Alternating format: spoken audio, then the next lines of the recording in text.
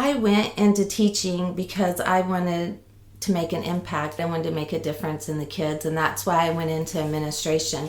I think what I didn't realize way back then is the impact the kids were going to make on me. Welcome to the Sharing Passion and Purpose podcast, a weekly podcast providing career and creative inspiration to help you build a purpose-filled life. If you're interested in tapping into your creative potential, pursuing a career with passion, and building on your biggest and best resource, yourself, please join me on this path. I'm your host, Nancy Moore, and I want you to know that I'm on this journey with you. So let's get started. Okay, so I am here today with Stacy Strow, and Stacy is the principal at Wolf Creek Elementary in Broken Arrow, and she actually jumped on our radar when I think Tulsa Kids had posted something about what they enjoy about their school and something on Facebook. And we literally had so many comments about how amazing Stacy is. And we thought we have got to talk to her. So welcome to the podcast. Thank you. I'm excited to be here. It's an honor to, represent all the principals, elementary principals out there in our region. Yeah. Well, area. Yeah. So you have been in education quite a while, and I thought I'd love to hear from you about that career and why you decided to pursue a career in education. Okay, I just knew from a really early age, like I think a lot of people do, that I just wanted to be a teacher. And then as I got older, I realized I think I want to be an elementary principal. I want to go into administration. I want to be able to reach more than just 20 or 25 kids now in a classroom. I wanted to broaden my range, right? And so I just kept going. After I got my bachelor's, I graduated with my master's. I went in the evening as I taught during the day, and then I got my dream job, and I've been a principal for 18 years now. I can't believe it. How neat. Has the time flown? It has flown by. Yeah, it has. To say I've just finished my 31st year makes me feel really old, but it's just kind of crazy. I remember my first or second year like it was yesterday. Wow. Okay. Yeah. That's neat.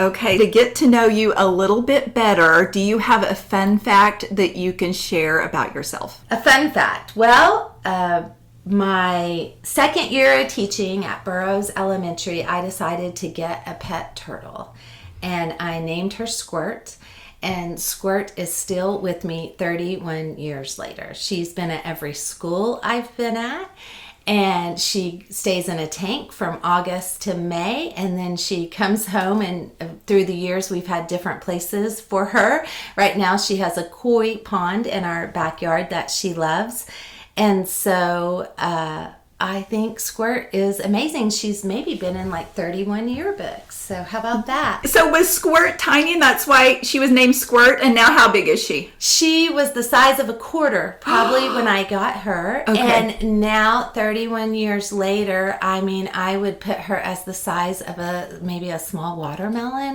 Not round, just that width. Okay. Yeah.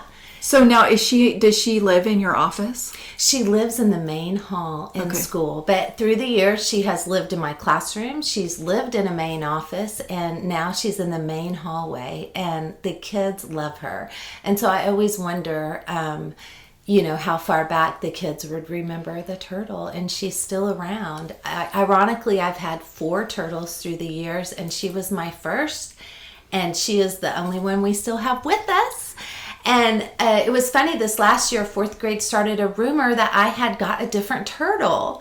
And it is not true, but because she grows bigger, they didn't think it was the same turtle, but it is. It's an Oklahoma yellow-eared slider named Squirt. What's her personality like? Oh, she gets up on her rocks. So mostly during the school year, they're hibernating. And so instead of burrowing down on the ground, she just gets up on her rocks. But she loves the kids. Like, she will look at the kids. The kids can talk to her. It's a big hit. She's a big deal. Oh, Squirt's a big deal. Yeah. That's fun. Okay. Yeah, that is a fun fact for sure. Okay. Do you have a favorite quote that you would like to share? I don't really have a quote, but I always go back to the starfish story. And that is a story actually a former principal gave me that I met playing softball in the evenings, right? And he gave me the story on a little card. And it's about a little boy walking down the beach, and there's hundreds of starfish that have washed up on the beach. And a little boy is just going and taking one by one and throwing it back into the ocean. And so a guy walks up and says, "What are you doing? You know, it seems like a waste of time. You're never going to be able to save all these starfish. There's too many. And it's not going to make a difference." And as the boy tosses one back in the ocean, he goes, "Well, it matters to that one." And so I think that's why I get up every day and I go to work, is because I want to make a difference to that one starfish. And maybe if I can make a difference to one kid one day, or one kid a month, or one kid a year, then I feel successful. I feel like all the time and energy I've invested was so worth it, because I was able to maybe change a path of a kid, maybe help them be more successful, help them be happier, maybe help them grow. So it's a fun time. Kids are like sponges. So elementary is an amazing time. Pre-K, you know, that 3-4 age. Well, really, I guess when they're born, but I don't get to see them till they're 4 or 5, Right. 5 and 6, but until they're 11, 12, and then we just send them off, and then that's a whole different, Yeah. that's a whole different journey. So Yes, yes. the journey I'm most familiar with are those elementary years, and they're the best. Yeah. A career in education doesn't make a ton of money. And so something that I thought I'd ask you about is why people should pursue a career in education. Yeah, it is a hard one, and it is sad that teachers have had to work, 2 jobs to make ends meet. But I'm hoping with this last legislative session that Oklahoma's going to start investing more in education, and maybe we can change that, because it's a great career. It's very, very rewarding. Can you tell us maybe a little bit about somebody who was impactful to you along the way as you were pursuing your career?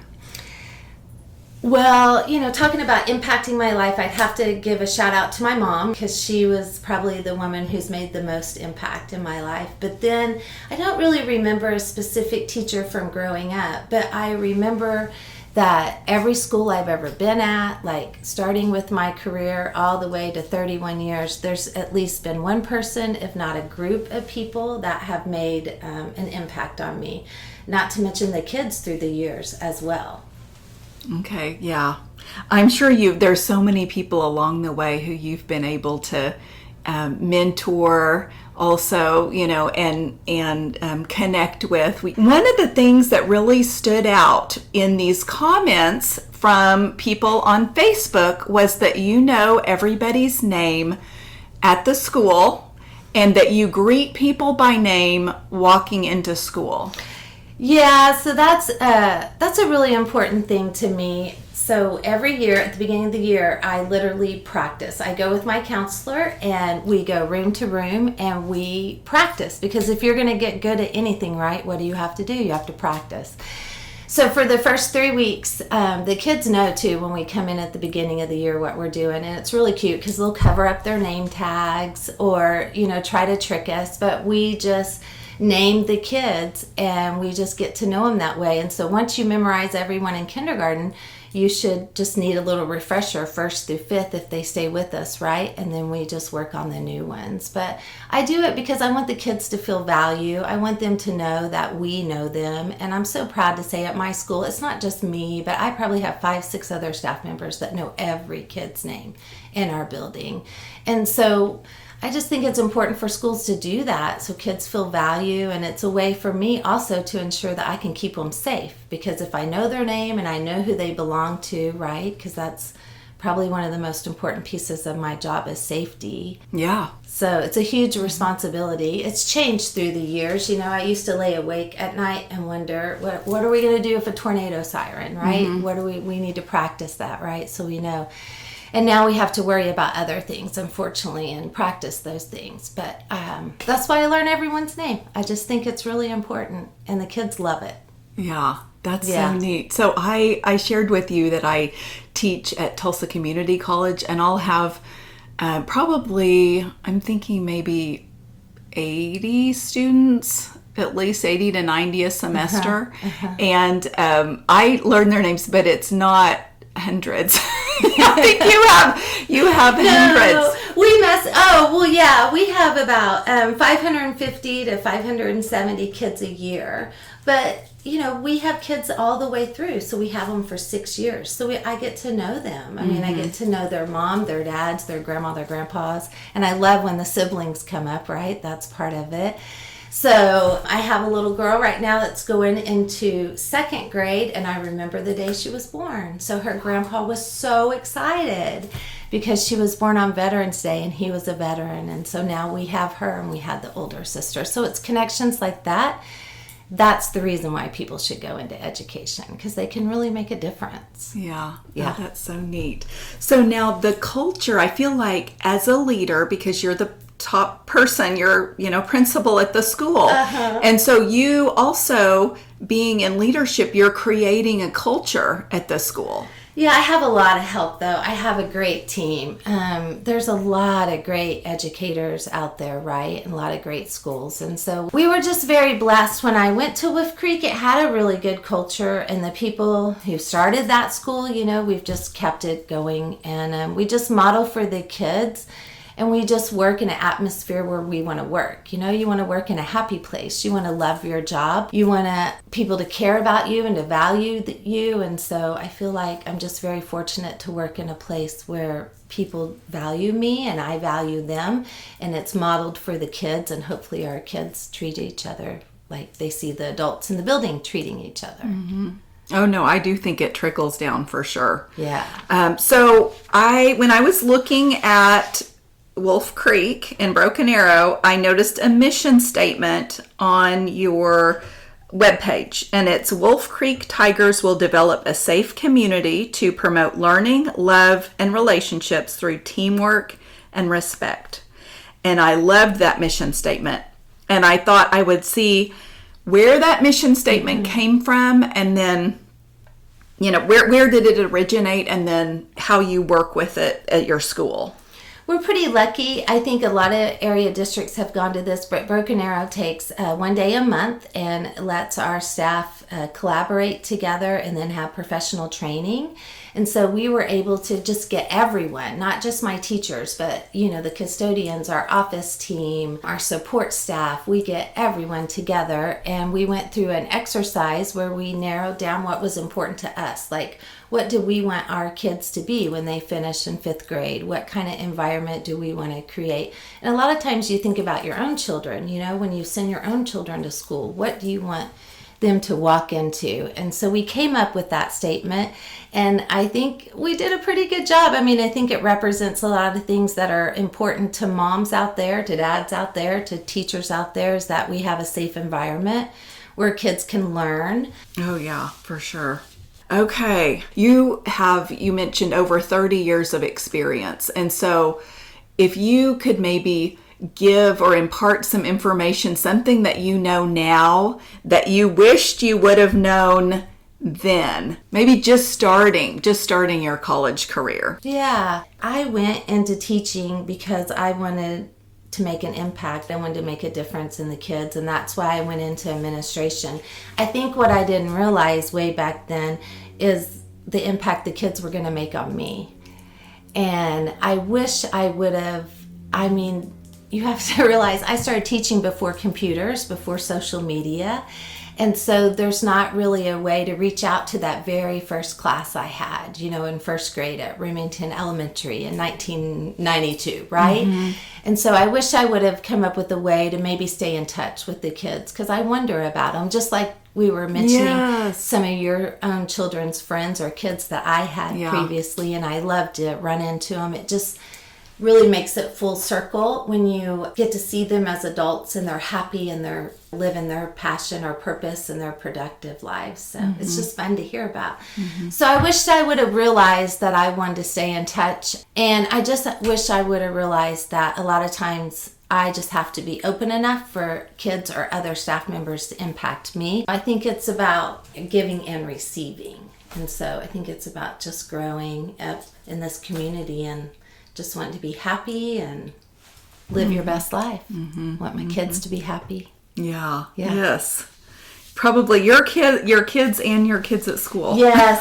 Yes. Yeah. All of them. Yes. Yeah. So as the school year kicks off, I'd love to find out from you what advice you have for parents. And I think it's different depending on where the parent's at in their stage. Parents who it's their very first child going into kindergarten, they have all those concerns and all those fears and things.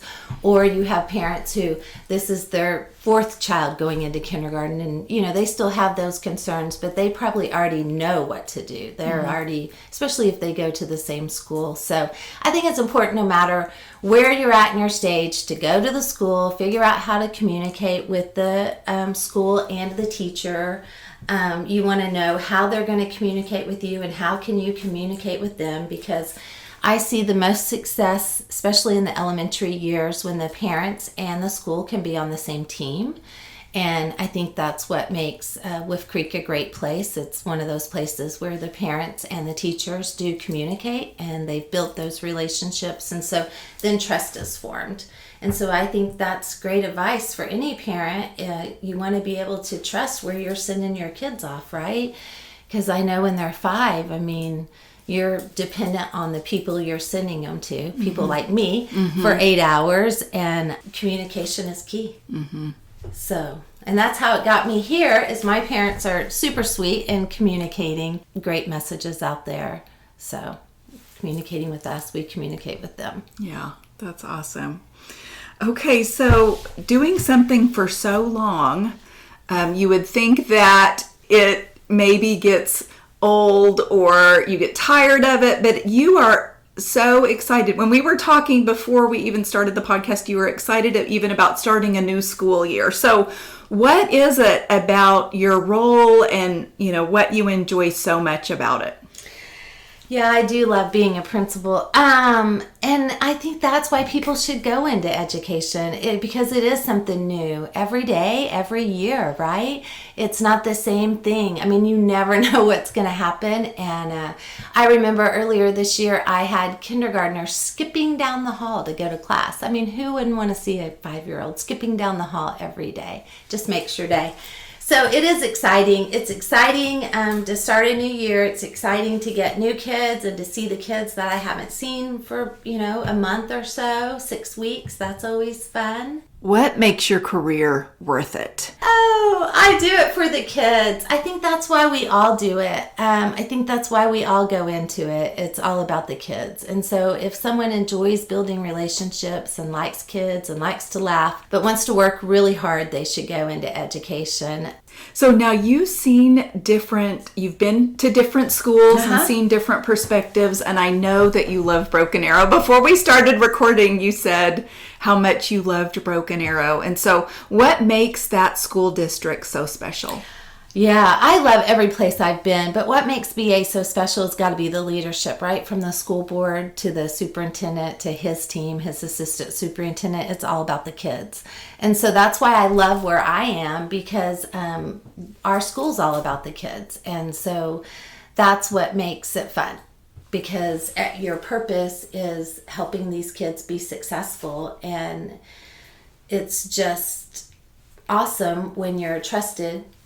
And how you build that trust is that communication. Okay, I would love for you to give your advice to future teachers or current teachers on what you think it takes to be a good teacher. I think it's all about the relationships, and a person has to have good classroom management. They have to be able to manage, in this day and age, probably anywhere from 22 to 27, 28 children in a classroom. If you do not have good classroom management, it's going to be a struggle. If a person will set the expectations, the kids will meet them every time. You just need a lot of consistency. Set the expectations, be consistent. Kids want boundaries. They want to be held accountable, and they want to be happy and in a safe place as well, and want to be treated kindly. And so you just set those boundaries, and when they cross those boundaries, there has to be consequences, but there should also be a lot of praise and goal setting and focus on the positive as well. It's funny. So, I shared with you about teaching at Tulsa Community College. Well, there was a little while where I was going back to school, and I was subbing different places.